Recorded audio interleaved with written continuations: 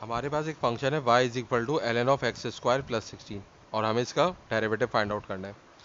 तो both sides को हम डिफरेंशिएट कर देंगे विद रिस्पेक्ट टू x, तो ये हो जाएगा dy by d x is equal to d by d x of l n of x square plus 16।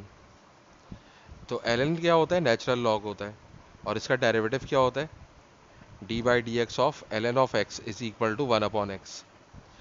तो देखिए यहाँ पे हमारे पास एल एन एक्स का डेरिवेटिव 1/x है, लेकिन यहाँ पे हमारे पास एक सिंगल वेरिएबल x है और यहाँ पर भी x है, जबकि यहाँ पे हमारे पास डिफरेंशियल के अंदर जो है वो x है और यहाँ पे एक्स स्क्वायर प्लस 16 है। तो ये फार्मूला हम डायरेक्टली यहाँ पे अप्लाई नहीं कर सकते। तो हम क्या करेंगे कि एल एन के साथ जो फैक्टर दिया हुआ है एक्स स्क्वायर प्लस 16, इसको हम सपोज कर लेंगे u। तो let u is equal to x square plus 16। तो डेरिवेटिव आपका क्या हो जाएगा, d y by d x is equal to d by d x of l n of u. अब देखें अभी भी हमारे पास ये दोनों वेरिएबल सेम नहीं है, जैसे कि फॉर्मूले के अंदर हमारे पास ये दोनों वेरिएबल सेम है।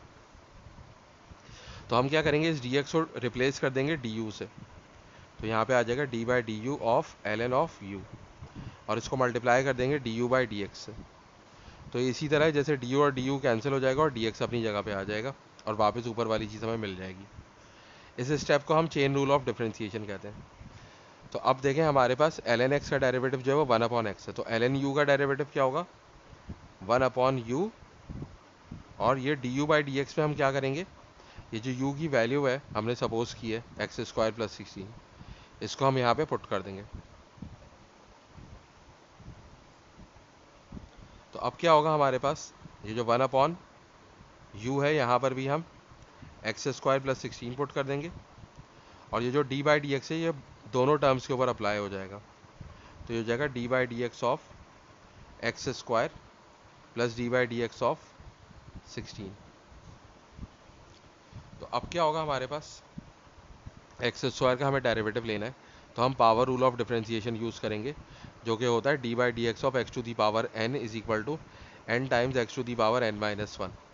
तो देखिए जो पावर है एन, जब हम इसका डेरिवेटिव लेते हैं तो एन जो है वो एक्स का कोफिशिएंट बन जाता है, और एक्स की पावर क्या हो जाएगी एन माइनस 1, यानी कि पावर में से 1 माइनस कर देंगे।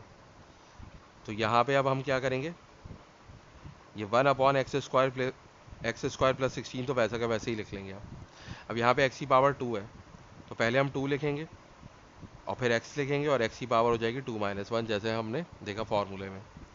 इसी तरीके से अगर हमारे पास कोई कांस्टेंट नंबर है तो उसका डेरिवेटिव 0 होता है, तो 16 का डेरिवेटिव क्या हो जाएगा, 0 हो जाएगा। अब ये क्या होगा हमारे पास, 1/x स्क्वायर प्लस 16, और यहाँ पे ये 2 और x की पावर 1 हो जाएगी, तो x की पावर 1 हम लिखते नहीं है, और 2x प्लस 0 2x ही होगा, तो ये एज इट इज़ आ जाएगा हमारे पास। और फिर इसके बाद हम इस 2x को 1 से मल्टीप्लाई करेंगे, तो ये हो जाएगा हमारे पास 2x upon x square plus 16। तो इस तरीके से हम किसी भी लोगैरिथमिक फंक्शन का डेरिवेटिव फाइंड आउट करते हैं।